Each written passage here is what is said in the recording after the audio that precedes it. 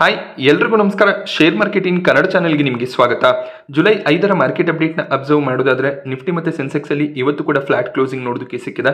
ನಿಫ್ಟಿನಲ್ಲಿ 21 ಪಾಯಿಂಟ್ಗಳಷ್ಟು gain ನೋಡೋದಕ್ಕೆ ಸಿಕ್ತು. Nifty 24,300ರ ಮೇಲ್ಗಡೆ ಟ್ರೇಡ್ ಆಗ್ತದೆ.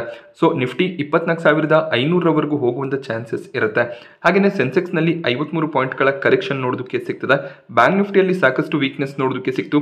443 ಪಾಯಿಂಟ್ಗಳಷ್ಟು ಕರೆಕ್ಷನ್ ಬ್ಯಾಂಕ್ ನಿಫ್ಟಿನಲ್ಲಿ ಬಂದಿದೆ.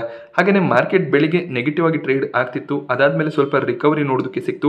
3 ಗಂಟೆಯ ನಂತರ ಒಂದು ಸಡನ್ ಪಾಸಿಟಿವ್ ಸೆಂಟಿಮೆಂಟ್ ನಿಫ್ಟಿಯಲ್ಲಿ ನೋಡೋದಕ್ಕೆ ಸಿಗ್ತದೆ. ಸೊ ಇದು ನಿಫ್ಟಿಯ ಸ್ಟ್ರೆಂತ್ ಅನ್ನು ತೋರಿಸ್ತಾ ಇದೆ. ಸೊ ಮಾರ್ಕೆಟ್ನ ಮೂಮೆಂಟಮ್ ಕಂಟಿನ್ಯೂ ಆಗುವಂಥ ಚಾನ್ಸಸ್ ಇರುತ್ತೆ. ಹಾಗೆ ಗ್ಲೋಬಲಿ ಕೂಡ ಮಾರ್ಕೆಟ್ಸ್ಗಳು ಸಪೋರ್ಟ್ ಮಾಡಬೇಕಾಗುತ್ತೆ. UK ಎಲೆಕ್ಷನ್ ರಿಸಲ್ಟ್ಸ್ ಬಂದಿದೆ. ಒಪಿನಿಯನ್ ಪೋಲ್ಗಳ ರೀತಿಯಲ್ಲೇ ಲೇಬರ್ ಪಾರ್ಟಿ ಅಧಿಕಾರಕ್ಕೆ ಬಂದಿದೆ. ಎಕ್ಸಿಸ್ಟಿಂಗ್ ಗೌರ್ಮೆಂಟ್ ಅಷ್ಟೊಳ್ಳೆ ಪರ್ಫಾರ್ಮೆನ್ಸ್ ಅನ್ನ ನಲ್ಲಿ ಕೊಟ್ಟಿರಲಿಲ್ಲ. ಪ್ರೈಮ್ ಮಿನಿಸ್ಟರ್ಸ್ಗಳು ಕೂಡ ಚೇಂಜ್ ಆಗಿದ್ರು. ಈಗ ಹೊಸ ಒಂದು ಗೌರ್ಮೆಂಟ್ ಫಾರ್ಮೇಷನ್ ಆಗುತ್ತೆ. ಅವ್ರಿಗೂ ಕೂಡ ಸಾಕಷ್ಟು ಚಾಲೆಂಜಸ್ ಇರುತ್ತೆ. UK GDP ಗ್ರೋತ್ ಕೂಡ ಅಷ್ಟು ಸ್ಟ್ರಾಂಗ್ ಆಗಿ ಕಾಣಿಸ್ತಿಲ್ಲ. ಕೆಲವೊಂದಿಷ್ಟು ಫಿನಾನ್ಷಿಯಲ್ ಕ್ರೈಸಿಸ್ಗಳು ಕೂಡ ಆಗಿತ್ತು. ಅದೆಲ್ಲವನ್ನ ಕೂಡ ಲೇಬರ್ ಪಾರ್ಟಿ ಹ್ಯಾಂಡಲ್ ಮಾಡಬೇಕಾಗತ್ತೆ. ಹಾಗೆಯೇ ಲೇಬರ್ ಪಾರ್ಟಿ ಹೊಸ ಒಂದು ಪಾಲಿಸೀಸ್ಗಳನ್ನ ಇಂಟ್ರೊಡ್ಯೂಸ್ ಮಾಡುವಂಥ ಚಾನ್ಸಸ್ಗಳು ಕೂಡ ಇರುತ್ತೆ. ಈ ಹೊಸ ಗೌರ್ಮೆಂಟ್ನ ಫಾರ್ಮೇಷನ್ ಏನಿದೆ UK ಮಾರ್ಕೆಟ್ಗೆ ಪಾಸಿಟಿವ್ ಆಗ್ಬೋದು ಅನ್ನೋದು ಆನಲಿಸ್ಟ್ಗಳ ವ್ಯೂ ಆಗಿರುತ್ತೆ. ಸೊ UK ಮಾರ್ಕೆಟ್ಸ್ ಪಾಸಿಟಿವ್ ಇದ್ದಾಗ ಗ್ಲೋಬಲಿ ಕೂಡ ಅದರ ಒಂದು ಇಂಪ್ಯಾಕ್ಟ್ ನಮಗೆ ನೋಡೋದಕ್ಕೆ ಸಿಗುತ್ತೆ. ಹಾಗೆ ಭಾರತದಲ್ಲಿ ಎಲೆಕ್ಷನ್ನ ನಂತರ 11% ಜಂಪ್ ಮಾರ್ಕೆಟ್ನಲ್ಲಿ ನೋಡೋದಕ್ಕೆ ಸಿಗ್ತದೆ. ಭಾರತದಲ್ಲಿ ಕಂಪ್ಲೀಟ್ಲಿ ಪೊಲಿಟಿಕಲ್ ಗೇಮ್ ಬೇರೆ ರೀತಿಯಲ್ಲೇ ಇತ್ತು. ಎಕ್ಸಿಸ್ಟಿಂಗ್ ಗೌರ್ಮೆಂಟೇ ಮತ್ತೆ ಅಧಿಕಾರಕ್ಕೆ ಬಂದರೆ ಮಾರ್ಕೆಟ್ನಲ್ಲಿ ಪಾಸಿಟಿವ್ ಸೆಂಟಿಮೆಂಟ್ ಇರುತ್ತೆ ಅಂತ ಆನಲಿಸ್ಟ್ಗಳು ಪ್ರಿಡಿಕ್ಟ್ ಮಾಡಿದ್ರು. ಹಾಗೆಯೇ ಇಂಡಿಯನ್ ಮಾರ್ಕೆಟ್ಸ್ನಲ್ಲಿ ಮತ್ತೆ FIIsಗಳು ಇನ್ವೆಸ್ಟ್ಮೆಂಟ್ ಅನ್ನು ಮಾಡ್ಬೋದು ಅನ್ನೋ ಒಂದು ಎಕ್ಸ್ಪೆಕ್ಟೇಷನ್ಸ್ ಕೂಡ ಇತ್ತು. ಅದೇ ರೀತಿಯಲ್ಲಿ ಈಗ FIIs ಇನ್ವೆಸ್ಟ್ಮೆಂಟ್ ಅನ್ನು ಕೂಡ ಮಾಡ್ತಾ ಇದ್ದಾರೆ. ಕಂಟಿನ್ಯೂಸ್ ನೆಟ್ ಬೈಯಿಂಗ್ FIIs ಕಡೆಯಿಂದ ನೋಡೋದಕ್ಕೆ ಸಿಗ್ತದೆ. ಇವತ್ತು ಕೂಡ FIIs 1,241 ಕೋಟಿ ಅಮೌಂಟ್ನ ನೆಟ್ ಬೈಯಿಂಗ್ ಅನ್ನ ಮಾಡಿದರೆ. DIIs ಕಡೆಯಿಂದ 1,651 ಕೋಟಿ ಅಮೌಂಟ್ನ ನೆಟ್ ಸೆಲ್ಲಿಂಗ್ ನೋಡೋದಕ್ಕೆ ಸಿಗ್ತದೆ. FIIs ನೆಟ್ ಬೈಯಿಂಗ್ ಮಾಡ್ತಿರೋವರೆಗೂ ಮಾರ್ಕೆಟ್ನಲ್ಲಿ ಪಾಸಿಟಿವ್ ಸೆಂಟಿಮೆಂಟ್ ಅನ್ನು ಎಕ್ಸ್ಪೆಕ್ಟ್ ಮಾಡ್ಬೋದಾಗುತ್ತೆ. ಹಾಗೆ ಇವತ್ತು ನಿಫ್ಟಿಯ ಟಾಪ್ ಗೇನರ್ಸ್ ಮತ್ತು ಲೂಸರ್ಸ್ ಅನ್ನು ಅಬ್ಸರ್ವ್ ಮಾಡಿದಾಗ ONGC ಟಾಪ್ ಗೇನರ್ ಆಗಿತ್ತು. 4% ಗೇನ್ ONGCಯಲ್ಲಿ ನೋಡೋದಕ್ಕೆ ಸಿಗ್ತದೆ. SBI ಕೂಡ 2.5% ಗೇನ್ ಆಯಿತು. ರಿಲಯನ್ಸ್, ಬ್ರಿಟಾನಿಯಾ ಮತ್ತು HUL ನಲ್ಲಿ ಕೂಡ 2%ಗೂ ಹೆಚ್ಚಿನ ಅಪ್ಸೈಡ್ ನೋಡೋದಕ್ಕೆ ಸಿಗ್ತದೆ. HDFC ಬ್ಯಾಂಕ್ ಟಾಪ್ ಲೂಸರ್ ಆಗಿತ್ತು. 4.5% ಕರೆಕ್ಷನ್ HDFC ಬ್ಯಾಂಕ್ ಅಲ್ಲಿ ನೋಡೋದಕ್ಕೆ ಸಿಗ್ತದೆ. HDFC ಬ್ಯಾಂಕ್ 1,891ರ ಹೈ ಅನ್ನು ಟಚ್ ಮಾಡಿದ್ಮೇಲೆ ಸಾಕಷ್ಟು ವೀಕ್ನೆಸ್ HDFC ಬ್ಯಾಂಕ್ ಅಲ್ಲಿ ನೋಡೋದಕ್ಕೆ ಸಿಗ್ತದೆ. ಸೊ HDFC ಬ್ಯಾಂಕ್ ತಮ್ಮ Q1 ಬಿಸ್ನೆಸ್ ಅಪ್ಡೇಟ್ಸ್ ಅನ್ನ ಶೇರ್ ಮಾಡಿದ್ದಾರೆ. ಅಷ್ಟೊಳ್ಳೆ ಬಿಸ್ನೆಸ್ ಅಪ್ಡೇಟ್ಸ್ HDFC ಬ್ಯಾಂಕ್ನ ಕಡೆಯಿಂದ ಬಂದಿಲ್ಲ.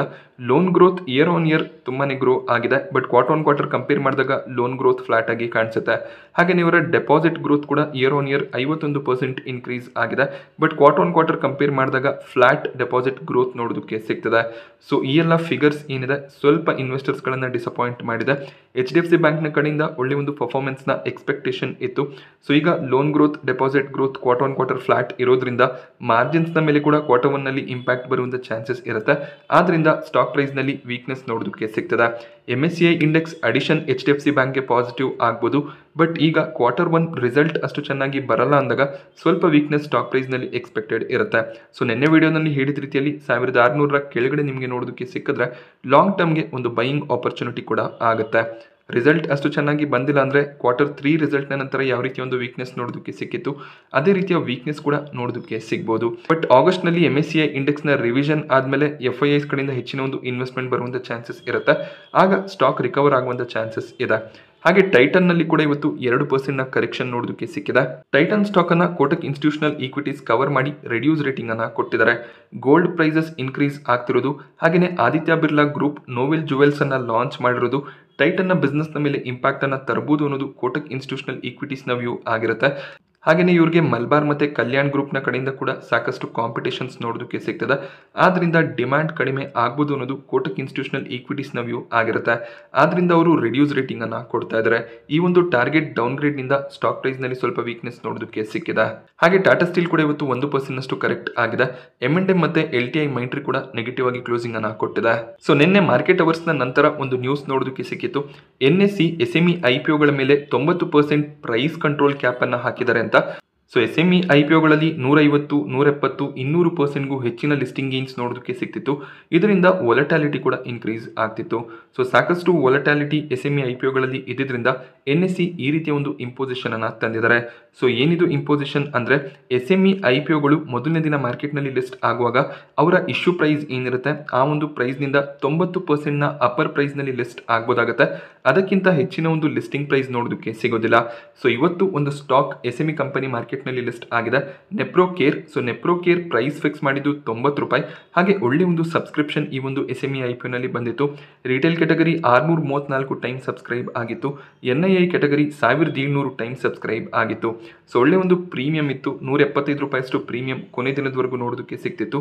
ಸೊ ಈ ಒಂದು ರೀಸನ್ನಿಂದ ಒಳ್ಳೆ ಒಂದು ಸಬ್ಸ್ಕ್ರಿಪ್ಷನ್ ಬಂದಿತ್ತು. ಸೊ ಯಾವ ಒಂದು SME IPOನಲ್ಲಿ ಒಳ್ಳೆ ಪ್ರೀಮಿಯಂ ಇರುತ್ತೆ ಅಲ್ಲಿ ಹೆಚ್ಚಿನ ಒಂದು ಸಬ್ಸ್ಕ್ರಿಪ್ಷನ್ ಬರುತ್ತೆ. ಹಾಗೆಯೇ ವೊಲಟಾಲಿಟಿ ಕೂಡ ಹೆಚ್ಚಾಗಿ ಇರುತ್ತೆ. ಸೊ ನೆನ್ನೆ ದಿನ 175%ನಷ್ಟು ಲಿಸ್ಟಿಂಗ್ ಏನ ಎಕ್ಸ್ಪೆಕ್ಟೇಷನ್ಸ್ ಇದ್ರೂ ಕೂಡ NSE ತಂದಿರುವಂಥ ಒಂದು ಇಂಪೋಸಿಷನ್ನಿಂದ ಕೇವಲ 90% ಅಪ್ಸೈಡ್ನಲ್ಲಿ ನೆಪ್ರೋಕೇರ್ ಮಾರ್ಕೆಟ್ನಲ್ಲಿ ಲಿಸ್ಟ್ ಆಗಿದೆ. 171ರ ಪ್ರೈಸ್ನಲ್ಲಿ ಲಿಸ್ಟಿಂಗ್ ನೋಡೋದಕ್ಕೆ ಸಿಕ್ಕಿದೆ. ಹಾಗೆ 180ರ ಅರೌಂಡಲ್ಲೇ ನೆಪ್ರೋಕೇರ್ ಕ್ಲೋಸಿಂಗ್ ಅನ್ನು ಕೊಟ್ಟಿದೆ. SME IPOಗಳಲ್ಲಿ ಅಲಾಟ್ಮೆಂಟ್ನ ಚಾನ್ಸಸ್ ತುಂಬಾ ಕಡಿಮೆ ಇರುತ್ತೆ. 600-700 ಟೈಮ್ ರಿಟೇಲ್ ಕ್ಯಾಟಗರಿ ಸಬ್ಸ್ಕ್ರೈಬ್ ಆದರೆ ಅಲಾಟ್ಮೆಂಟ್ ಆಗುವಂಥ ಚಾನ್ಸಸ್ ತುಂಬಾ ರಿಡ್ಯೂಸ್ ಆಗುತ್ತೆ. ಮೇನ್ ಬೋರ್ಡ್ IPOಗಳಲ್ಲಿ 4-5 ಟೈಮ್ IPO ಸಬ್ಸ್ಕ್ರೈಬ್ ಆದಾಗಲೇ ಅಲಾಟ್ಮೆಂಟ್ನ ಚಾನ್ಸಸ್ ಕಡಿಮೆ ಇರುತ್ತೆ. ಆದ್ದರಿಂದ ನಾನು SME IPOಗಳನ್ನು ಕವರ್ ಮಾಡ್ತಿಲ್ಲ. SME IPOಗಳಲ್ಲಿ ನೀವು ಇನ್ವೆಸ್ಟ್ಮೆಂಟನ್ನು ಕೂಡ ಹೆಚ್ಚಾಗಿ ಮಾಡಬೇಕಾಗುತ್ತೆ. 1.5 ಲಕ್ಷ 2 ಲಕ್ಷದ ಮಿನಿಮಮ್ ಇನ್ವೆಸ್ಟ್ಮೆಂಟ್ ಬೇಕಾಗುತ್ತೆ. ಹಾಗೆ SME IPO ಬಗ್ಗೆ ಡೀಟೇಲ್ ವಿಡಿಯೋ ಮಾಡಿ ಅಂತ ಕೂಡ ಕಮೆಂಟಲ್ಲಿ ಕೇಳಿದ್ರಿ. ಆಲ್ರೆಡಿ ವಿಡಿಯೋನ ಮಾಡಿದ್ದೀನಿ, ಲಿಂಕನ್ನು ನಾನು ಡಿಸ್ಕ್ರಿಪ್ಷನ್ ಬಾಕ್ಸಲ್ಲಿ ಕೊಟ್ಟಿರ್ತೀನಿ. ಸೊ ಆ ಒಂದು ವಿಡಿಯೋನಿಂದ SME IPO ಬಗ್ಗೆ ಹೆಚ್ಚಾಗಿ ನೀವು ತಿಳ್ಕೊಬೋದಾಗುತ್ತೆ. ರೇಮಂಡ್ ಸ್ಟಾಕ್ ಪ್ರೈಸ್ನಲ್ಲಿ ಇವತ್ತು 10%ನಷ್ಟು ಜಂಪ್ ನೋಡೋದಕ್ಕೆ ಸಿಕ್ತು. ಇದಕ್ಕೆ ರೀಸನ್ ಕಂಪನಿ ಡಿಮರ್ಜರ್ ಅನ್ನು ಅಪ್ರೂವ್ ಮಾಡಿದ್ದಾರೆ. ಬೋರ್ಡ್ನ ಕಡೆಯಿಂದ ಅಪ್ರೂವಲ್ ಸಿಕ್ಕಿದೆ, ಶೇರ್ ಹೋಲ್ಡರ್ಸ್ಗಳ ಅಪ್ರೂವಲ್ ಬೇಕಾಗುತ್ತೆ. ರೇಮಂಡ್ ರಿಯಾಲಿಟಿ ಬಿಸ್ನೆಸ್ ಅನ್ನು ಕೂಡ ಮಾಡ್ತಾರೆ, ಅಂದರೆ ರಿಯಲ್ ಎಸ್ಟೇಟ್ ಬಿಸ್ನೆಸ್ ಆಗಿರುತ್ತೆ. ಸೊ ಈ ಒಂದು ಬಿಸ್ನೆಸ್ ಅನ್ನು ಕಂಪ್ಲೀಟ್ ಆಗಿ ಡಿಮರ್ಜ್ ಮಾಡೋದು ಕಂಪನಿಯ ಉದ್ದೇಶ ಆಗಿದೆ. ಸೊ ಈ ರೀತಿಯಲ್ಲಿ ರಿಯಾಲಿಟಿ ಬಿಸ್ನೆಸ್ ಅನ್ನ ಡಿಮರ್ಜ್ ಮಾಡಿದಾಗ ಅಲ್ಲಿ ಅವರು ವ್ಯಾಲ್ಯೂ ಕ್ರಿಯೇಟ್ ಮಾಡಬಹುದಾಗುತ್ತೆ. ಸೊ ಯಾರೆಲ್ಲ ರೇಮಂಡ್ನ ರಿಯಲ್ ಎಸ್ಟೇಟ್ ಬಿಸ್ನೆಸ್ ನಲ್ಲಿ ಇಂಟ್ರೆಸ್ಟೆಡ್ ಇರ್ತಾರೆ ಅವರು ಕೇವಲ ರೇಮಂಡ್ನ ರಿಯಲ್ ಎಸ್ಟೇಟ್ ಸ್ಟಾಕ್ ಅನ್ನ ಬೈ ಮಾಡಬಹುದಾಗುತ್ತೆ. ಸೊ ಈ ಒಂದು ಡಿಮರ್ಜರ್ಗೆ ಸಾಕಷ್ಟು ಸಮಯ ಆಗುತ್ತೆ. ಹಾಗೆ ಕಂಪನಿಗೆ ಶೇರ್ ಹೋಲ್ಡರ್ಸ್ಗಳ ಕಡೆಯಿಂದ ಅಪ್ರೂವಲ್ ಸಿಕ್ಕಿದ ಮೇಲೆ ರೆಕಾರ್ಡ್ ಡೇಟ್ ಅನ್ನು ಕೂಡ ಫಿಕ್ಸ್ ಮಾಡ್ತಾರೆ. 1:1 ರೇಷಿಯೋನಲ್ಲಿ ಶೇರ್ಸ್ಗಳನ್ನ ಇಶ್ಯೂ ಮಾಡ್ತೀವಿ ಅಂತ ಹೇಳಿದ್ದಾರೆ. ಅಂದ್ರೆ ನೀವು ರೇಮಂಡ್ನ ಒಂದು ಶೇರ್ ಅನ್ನ ಹೋಲ್ಡ್ ಮಾಡ್ತಿದ್ರೆ ರೇಮಂಡ್ ರಿಯಾಲಿಟಿಯ ಇನ್ನೊಂದು ಶೇರ್ ನಿಮಗೆ ಕ್ರೆಡಿಟ್ ಆಗುತ್ತೆ. ಹಾಗೆ ರೇಮಂಡ್ನ ಸ್ಟಾಕ್ ಏನಿದೆ ಒಂದು ಸ್ಟಾಕ್ ನಲ್ಲಿ ಪ್ರೈಸ್ ಅಡ್ಜಸ್ಟ್ಮೆಂಟ್ ಕೂಡ ಇರುತ್ತೆ, ಅದನ್ನು ಕೂಡ ಗಮನದಲ್ಲಿ ಇಟ್ಕೋಬೇಕಾಗುತ್ತೆ. IDFC ಫಸ್ಟ್ ಬ್ಯಾಂಕ್ ನಲ್ಲಿ LIC 2.68% ಸ್ಟೇಕ್ ಅನ್ನ ಇನ್ಕ್ರೀಸ್ ಮಾಡಿದ್ದಾರೆ. IDFC ಫಸ್ಟ್ ಬ್ಯಾಂಕ್ ತಮ್ಮ Q1 ರಿಸಲ್ಟ್ ಅನ್ನ ಜುಲೈ ಸೆಕೆಂಡ್ ಹಾಫ್ ಅಲ್ಲಿ ರಿಲೀಸ್ ಮಾಡ್ತಾರೆ. ಸೊ ಆ ಒಂದು ರಿಸಲ್ಟ್ಗೂ ಮುಂಚೆನೆ LIC ತಮ್ಮ ಸ್ಟೇಕ್ ಅನ್ನ ಇನ್ಕ್ರೀಸ್ ಮಾಡಿದ್ದಾರೆ. 2024ರ ಫಿನಾನ್ಷಿಯಲ್ ಇಯರ್ನ Q4 ನಲ್ಲಿ IDFC ಫಸ್ಟ್ ಬ್ಯಾಂಕ್ ಅಷ್ಟೊಳ್ಳೆ ರಿಸಲ್ಟ್ಸ್ ಅನ್ನ ಡಿಕ್ಲೇರ್ ಮಾಡಿರಲಿಲ್ಲ. ಮೇ ಬಿ ಈ ಒಂದು ಕ್ವಾರ್ಟರ್ನಲ್ಲಿ ಒಳ್ಳೆ ಒಂದು ರಿಸಲ್ಟ್ ಬರ್ಬೋದೇನೋ. But still LIC IDFC first bank ಅಲ್ಲಿ ವ್ಯಾಲ್ಯೂ ಅನ್ನ ಐಡೆಂಟಿಫೈ ಮಾಡಿದ್ದಾರೆ. 80 ರೂಪಾಯಿ ಅರೌಂಡ್ ಅಲ್ಲಿ ಈ ಒಂದು ಇನ್ವೆಸ್ಟ್ಮೆಂಟ್ LIC ಕಡೆಯಿಂದ ಬಂದಿದೆ. So usually LIC particular stock ಗಳನ್ನ ಒಳ್ಳೆ ವ್ಯಾಲ್ಯೂಷನ್ ಅಲ್ಲಿ ಬೈ ಮಾಡ್ಕೋತಾರೆ. ಆಮೇಲೆ ಸ್ಟಾಕ್ ಪ್ರೈಸ್ ಜಂಪ್ ಆದಾಗ ಅಲ್ಲಿ ಅವರು ಸ್ಟೇಕ್ ಅನ್ನ ಸೆಲ್ ಮಾಡಿ ಒಳ್ಳೆ ಒಂದು ಪ್ರಾಫಿಟ್ಸ್ ಗಳನ್ನ ತಗೋತಾರೆ. ಅವರು IDFC ಫಸ್ಟ್ ಬ್ಯಾಂಕ್ ಅಲ್ಲಿ ಈಗ ವ್ಯಾಲ್ಯೂ ಅನ್ನ ಐಡೆಂಟಿಫೈ ಮಾಡಿದ್ದಾರೆ.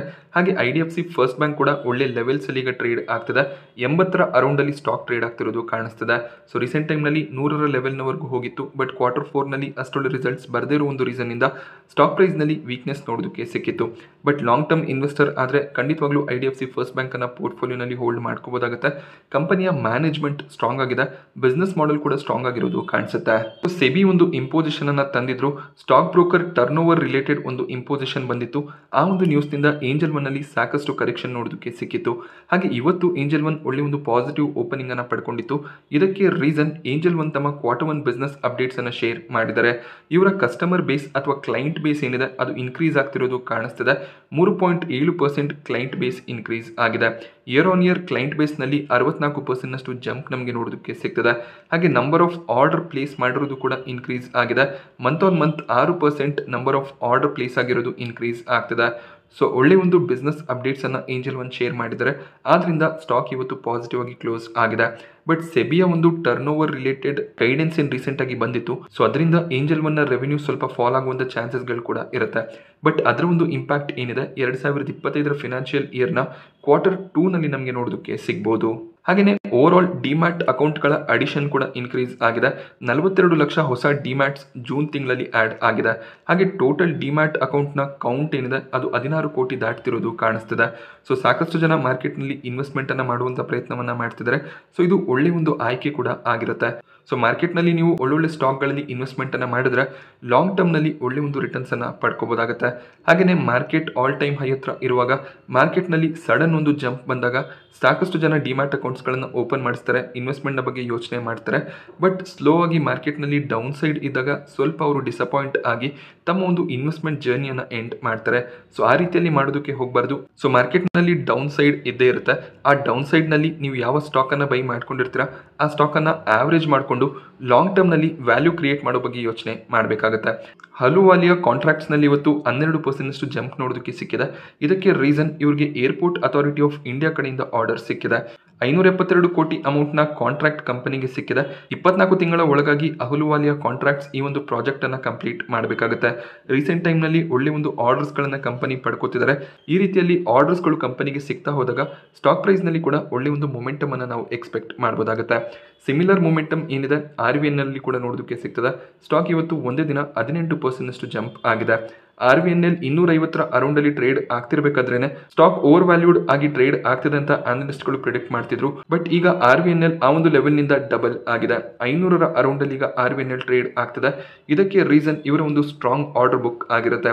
RVNLಗೆ ಈಗ ಡೆಲ್ಲಿ ಮೆಟ್ರೋ ರೈಲ್ ಕಾರ್ಪೊರೇಷನ್ನ ಕಡೆಯಿಂದ ಕೂಡ ಒಂದು ಆರ್ಡರ್ ಸಿಗುವಂಥ ಚಾನ್ಸಸ್ ಇದೆ. MOU ಅನ್ನು ಕೂಡ ಅವರು ಸೈನ್ ಮಾಡಿದ್ದಾರೆ. ಹಾಗೆಯೇ ಟೋಟಲ್ ಆರ್ಡರ್ ಬುಕ್ ಈಗ 85,000 ಕೋಟಿ ನೋಡೋದಕ್ಕೆ ಸಿಗ್ತದೆ. ಸೊ ಸ್ಟ್ರಾಂಗ್ ಆರ್ಡರ್ ಬುಕ್ ಇರೋದು ಕಂಪನಿಯ ಸ್ಟ್ರೆಂತ್ ಆಗಿರುತ್ತೆ. ಬಟ್ ಆರ್ಡರ್ ಬುಕ್ ಸ್ಟ್ರಾಂಗ್ ಆಗಿ ಇರ್ಬೋದು, ಕಂಪನಿ ಒಳ್ಳೆ ಒಂದು ಪ್ರಾಫಿಟ್ಸ್ ಅನ್ನು ಕೂಡ ಡಿಕ್ಲೇರ್ ಮಾಡಬೇಕಾಗುತ್ತೆ. Q1 ರಿಸಲ್ಟ್ ತುಂಬಾ ಇಂಪಾರ್ಟೆಂಟ್ ಆಗುತ್ತೆ. ರಿಸಲ್ಟ್ ಚೆನ್ನಾಗಿ ಬರಲಿಲ್ಲ ಅಂದರೆ ಸ್ಟಾಕ್ ಏನು ಗೇನ್ ಆಗಿದೆ ಹೈಯರ್ ಲೆವೆಲ್ನಿಂದ ಫಾಲ್ ಆಗುವಂಥ ಚಾನ್ಸಸ್ ಇರುತ್ತೆ. ಸೊ ಇಲ್ಲಿ ವ್ಯಾಲ್ಯೂಷನನ್ನು ನಾವು ಜಡ್ಜ್ ಮಾಡೋದಕ್ಕೆ ಸಾಧ್ಯ ಆಗ್ತಿಲ್ಲ. ಪ್ರತಿದಿನ RVNL ನ್ಯೂಸ್ನಲ್ಲಿದೆ, ಪ್ರತಿದಿನ ಇವರಿಗೆ ಆರ್ಡರ್ಗಳು ಸಿಗ್ತದೆ. ಆರ್ಡರ್ ಬರ್ತಿದೆ ಅಂದಾಗ ಸ್ಟಾಕ್ ಪ್ರೈಸ್ನಲ್ಲಿ ಕೂಡ ಪಾಸಿಟಿವ್ ಸೆಂಟಿಮೆಂಟ್ ಇರುತ್ತೆ. ಸೊ CDSL ಸ್ಟಾಕ್ ಪ್ರೈಸ್ನಲ್ಲಿ ಸಡನ್ ಒಂದು ಜಂಪ್ ಕಳೆದ ವಾರ ನೋಡೋದಕ್ಕೆ ಸಿಕ್ಕಿತ್ತು. ಕಂಪನಿ ಬೋನಸನ್ನು ಇಶ್ಯೂ ಮಾಡ್ತೀವಿ ಅಂತ ಹೇಳಿದರು. ಹಾಗೆ 1:1 ಬೋನಸನ್ನು ಕೂಡ ಅನೌನ್ಸ್ ಮಾಡಿದ್ದಾರೆ. ಆ ಒಂದು ಬೋನಸ್ಗೆ ರೆಕಾರ್ಡ್ ಡೇಟನ್ನು ಸದ್ಯದಲ್ಲೇ ಅವರು ಫಿಕ್ಸ್ ಕೂಡ ಮಾಡ್ತಾರೆ. 1:1 ಬೋನಸ್ ಅಂದಾಗ ಈಗೇನು 2300 CDSL ಟ್ರೇಡ್ ಆಗ್ತದೆ. ಸ್ಟಾಕ್ ಪ್ರೈಸ್ ಅರ್ಧದಷ್ಟು ಆಗುತ್ತೆ. ಒಂದು ಶೇರ್ನ ಬದಲಾಗಿ ನಿಮಗೆ ಇನ್ನೊಂದು ಶೇರ್ ಎಕ್ಸ್ಟ್ರಾ ಕ್ರೆಡಿಟ್ ಆಗುತ್ತೆ. ಯೂಶಲಿ ಈ ರೀತಿಯಲ್ಲಿ ಅನೌನ್ಸ್ಮೆಂಟ್ ಬಂದ ಮೇಲೆ ಸ್ಟಾಕ್ ಪ್ರೈಸ್ನಲ್ಲಿ ಸ್ವಲ್ಪ ಪ್ರಾಫಿಟ್ ಬುಕಿಂಗ್ ಬರುತ್ತೆ. ಅದೇ ರೀತಿಯ ಪ್ರಾಫಿಟ್ ಬುಕಿಂಗ್ CDSLನಲ್ಲಿ ಕೂಡ ನೋಡೋದಕ್ಕೆ ಸಿಗ್ತದೆ. ಸೊ CDSL ಬೋನಸ್ ಇಶ್ಯೂಗೂ ಮುಂಚೆನೆ 2800ವರೆಗೂ ಹೋಗ್ಬೋದು ಅನ್ನೋದು ಕೆಲವೊಂದಿಷ್ಟು ಬ್ರೋಕರೇಜ್ಗಳ ವ್ಯೂ ಆಗಿರುತ್ತೆ. ಹಾಗೆ ಡಿಮ್ಯಾಟ್ ನಂಬರ್ಸ್ ಇನ್ಕ್ರೀಸ್ ಆಗ್ತಿರೋದು, ಮಾರ್ಕೆಟ್ನಲ್ಲಿ ಒಳ್ಳೆ ಒಂದು ಇನ್ವೆಸ್ಟ್ಮೆಂಟ್ ಬರ್ತಿರೋದು CDSLಗೆ ಪಾಸಿಟಿವ್ ಆಗುತ್ತೆ. IPOಗಳ ವಿಚಾರಕ್ಕೆ ಬಂದಾಗ ಆಮ್ಕ್ಯೂರ್ನ ಕೊನೆ ದಿನದ ಸಬ್ಸ್ಕ್ರಿಪ್ಷನ್ ಎಂಡ್ ಆಗಿದೆ. ಎಂಪ್ಲಾಯಿ ಕ್ಯಾಟಗರಿ 9 ಟೈಮ್ನಷ್ಟು ಸಬ್ಸ್ಕ್ರೈಬ್ ಆಯಿತು. ರಿಟೇಲ್ ಕ್ಯಾಟಗರಿಯಲ್ಲಿ ಕೂಡ 7.5 ಟೈಮ್ನ ಸಬ್ಸ್ಕ್ರಿಪ್ಷನ್ ನೋಡೋದಕ್ಕೆ ಸಿಕ್ಕಿದೆ. NIA ಕ್ಯಾಟಗರಿ 50 ಟೈಮ್ ಸಬ್ಸ್ಕ್ರೈಬ್ ಆಗಿದ್ರೆ QIB ಕ್ಯಾಟಗರಿಯಲ್ಲಿ 192 ಟೈಮ್ನ ಸಬ್ಸ್ಕ್ರಿಪ್ಷನ್ ನೋಡೋದಕ್ಕೆ ಸಿಗ್ತದೆ. ಒಂದು ಸ್ಟ್ರಾಂಗ್ ಸಬ್ಸ್ಕ್ರಿಪ್ಷನ್ ಎಲ್ಲ ಕ್ಯಾಟಗರಿಗಳಲ್ಲಿ ಬಂದಿರೋದ್ರಿಂದ ಗ್ರೇ ಮಾರ್ಕೆಟ್ ಪ್ರೀಮಿಯಂ ಕೂಡ ಸ್ಟ್ರಾಂಗ್ ಆಗಿದೆ. 350 ಪ್ರೀಮಿಯಂ ನೋಡೋದಕ್ಕೆ ಸಿಗ್ತದೆ. IPO ಡೇಟ್ ಅನೌನ್ಸ್ ಆದಾಗಿಂದ ಪ್ರೀಮಿಯಂ ಇನ್ಕ್ರೀಸ್ ಆಗ್ತದೆ. ಇವತ್ತಿನ ದಿನ 35% ಲಿಸ್ಟಿಂಗ್ ಇನ್ ಎಕ್ಸ್ಪೆಕ್ಟೇಷನ್ ಇರುತ್ತೆ. ಸೋಮವಾರ ಅಥವಾ ಮಂಗಳವಾರ ಬೆಳಿಗ್ಗೆ ಅಲಾಟ್ಮೆಂಟ್ ಅನ್ನು ಎಕ್ಸ್ಪೆಕ್ಟ್ ಮಾಡಬಹುದಾಗುತ್ತೆ. ಅದೇ ರೀತಿಯಲ್ಲಿ ಬನ್ಸಾಲ್ ವೈರಿಂಗ್ನ ಕೊನೆ ದಿನದ ಸಬ್ಸ್ಕ್ರಿಪ್ಷನ್ ಎಂಡ್ ಆಗಿದ್ದು ಟೋಟಲ್ ಆಗಿ ಇಶ್ಯೂ 62 ಟೈಮ್ನಷ್ಟು ಸಬ್ಸ್ಕ್ರೈಬ್ ಆಗಿದೆ. ಈ ಒಂದು IPOನಲ್ಲಿ ಕೂಡ ಅಷ್ಟೇ ಎಲ್ಲ ಕ್ಯಾಟಗರಿಗಳಲ್ಲಿ ಒಳ್ಳೆ ಒಂದು ಸಬ್ಸ್ಕ್ರಿಪ್ಷನ್ ಬಂದಿದೆ. ಆದ್ರಿಂದ ಗ್ರೇ ಮಾರ್ಕೆಟ್ ಪ್ರೀಮಿಯಂ ಜಂಪ್ ಆಗ್ತದೆ. ₹75 ಪ್ರೀಮಿಯಂ ನೋಡೋದಕ್ಕೆ ಸಿಗ್ತಿದ್ದು 30% ಲಿಸ್ಟಿಂಗ್ ಇನ್ ಎಕ್ಸ್ಪೆಕ್ಟೇಷನ್ ಇರುತ್ತೆ. ಈ ಒಂದು IPO ಅಲಾಟ್ಮೆಂಟ್ ಕೂಡ ಅಷ್ಟೇ ಸೋಮವಾರ ಸಂಜೆ ಅಥವಾ ಮಂಗಳವಾರ ಬೆಳಿಗ್ಗೆ ಎಕ್ಸ್ಪೆಕ್ಟೆಡ್ ಇರುತ್ತೆ. ನಾನಿವತ್ತು ನಿಮಗೆ ಮಾರ್ಕೆಟ್ನ ಬಗ್ಗೆ ಕೊಟ್ಟಂಥ ಇನ್ಫಾರ್ಮೇಷನ್ ಇಷ್ಟ ಆದರೆ ವಿಡಿಯೋನ ಲೈಕ್ ಮಾಡಿ. ಹಾಗೆ ಇದೇ ರೀತಿಯ ಮಾರ್ಕೆಟ್ ಅಪ್ಡೇಟ್ಸ್ಗಳಿಗೋಸ್ಕರ ಚಾನಲ್ನ ಸಬ್ಸ್ಕ್ರೈಬ್ ಮಾಡ್ಕೊಳ್ಳಿ. Thank you friends.